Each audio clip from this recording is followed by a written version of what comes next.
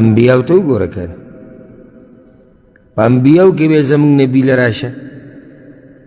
چې موږ د هغه په نقش قدم روان یو هغه زموږ دپاره نمونه ده الله هغه ته وایي فبما رحمة من الله لنت لهم اے رسولا اے نبی ته د الله په رحمت سره دې صحابه کرامو ته او دې خلکو ته نرم شوی یعنی رسول الله صلی الله نرم دی که سخت دی نرم دی نرم کم انسان چې زړه کې رحم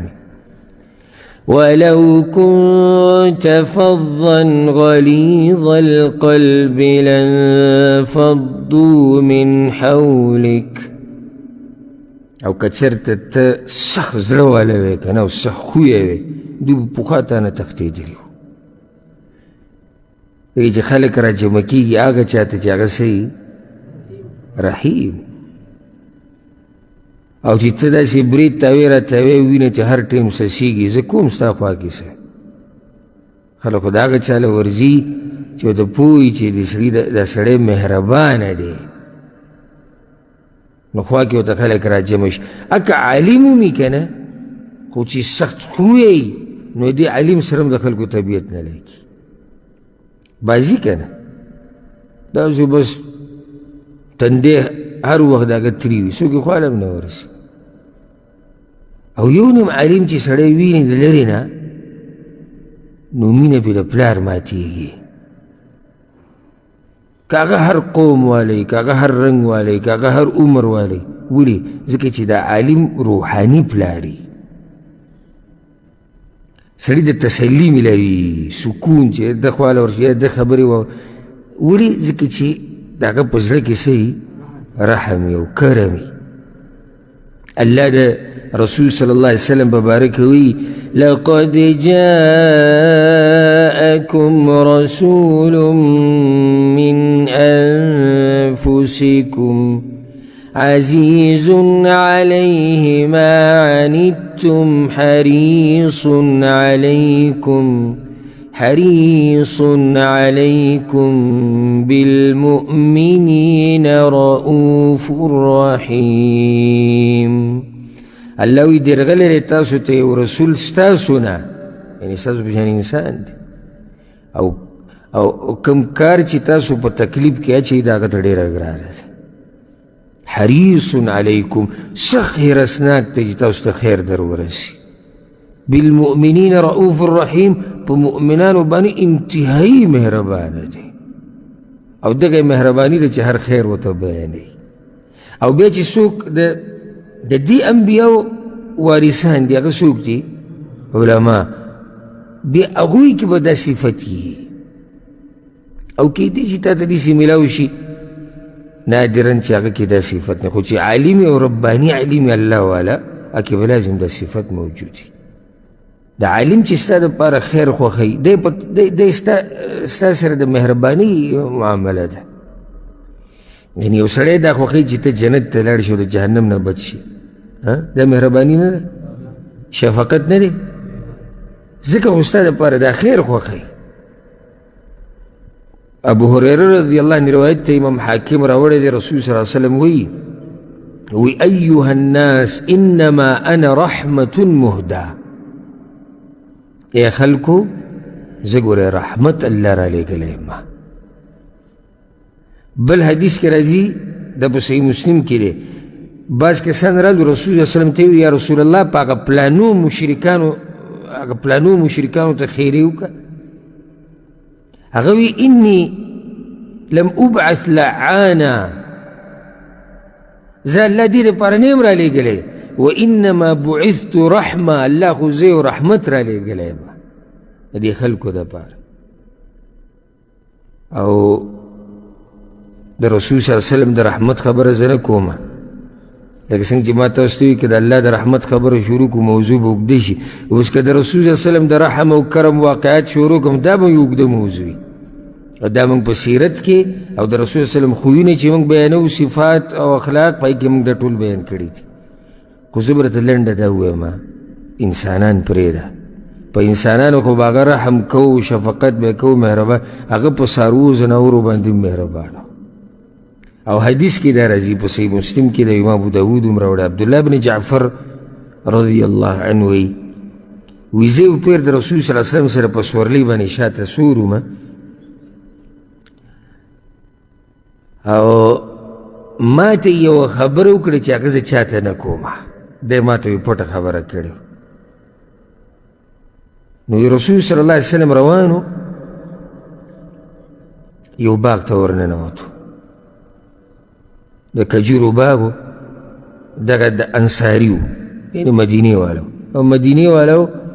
یعنې باغونه دغه د کجورو دغه د هغوی تجارت و اوس هم چې مدینې ته لاړ شي نو د هغه ځي کجورې او باغونه هغه مشهور دي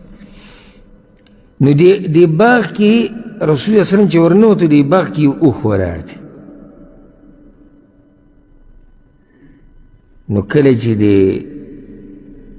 اوښ رسول صلی الله علیه وسلم ته وکتو نو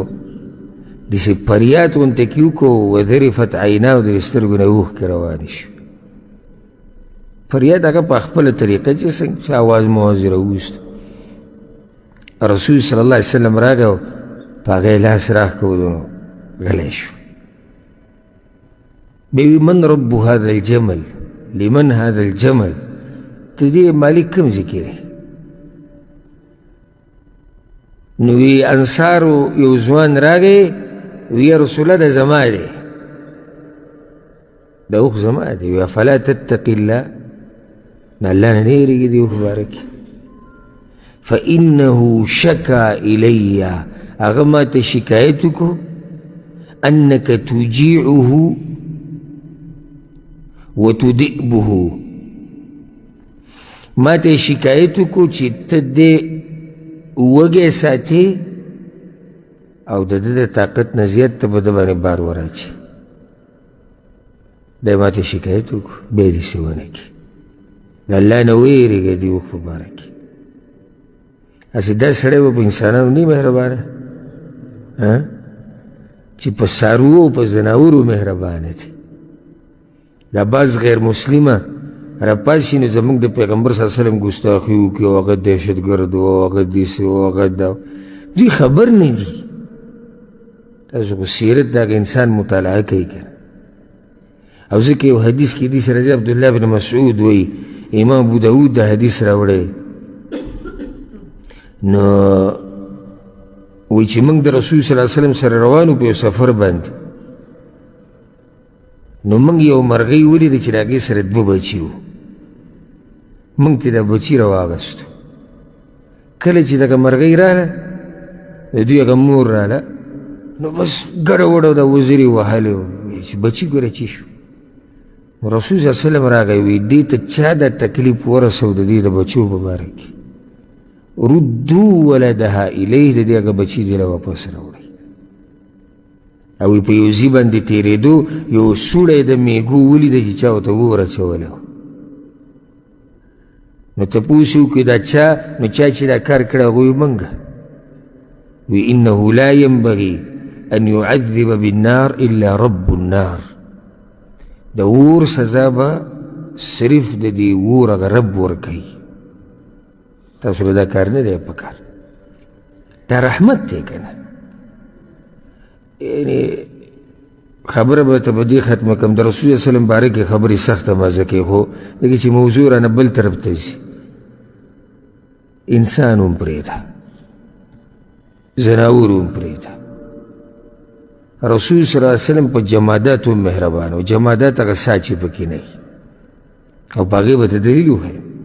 حدیث کې دا راځي په صحیح بخاري کې د جابر رضی الله عنه وایي چې رسول صلی الله علیه وسلم به د جمعې خطبه کوله د کجورې د ونې په یو ویښ باندې به ودرېدو په هغې به خطبه کوله په انصارو کې یو زنانه راله وی یا رسول الله زما سره خادم دی او هغه د دې لرګو مرګو دا کار کوي تاله به ښکلی منبر جوړ کړو او جوړ یې کړه نو کله چې جمعې ته هغه تیار شو رسول صلی الله علیه وسلم دې نوي منبر ته وروختو صاحت النخله صیاح الصبي د کجورې هغه تنې داسې چغې شروع کړې لکه ماشوم چې چغه وي او جاړي ثم نزل النبي صلى الله عليه وسلم رسول الله صلى الله عليه وسلم راكوش او ملګری ټول حیران دي ته پته نشته چې دا اواز د کوم ځای راځي فضمه الیه نو رسول الله صلی الله علیه وسلم راکوشو د کجوري د تنه د دې نه لاسونه چاپېره کړي خپلې سینې ته رانږدې کړ تئن انین الصبي الذي يسکن او بیا یې داسې سلګۍ والي لکه هغه ماشوم مورې چې غلی کوي نو رسول صلی الله علیه وسلم بیا وی د جاړي په هغه ذکر او نصیحتونو پسې چې ده به اورېدو اوس دا زموږ رسول صلی الله علیه وسلم دی چې مهربانه دی په څه باندې په جماداتو باندې یو کیسه هم نشته په لرګو په ونو په بوټو باندې مهربانه دی نو دی به په مخلوق ډېر مهربانه باقي چې کومو کیسه ده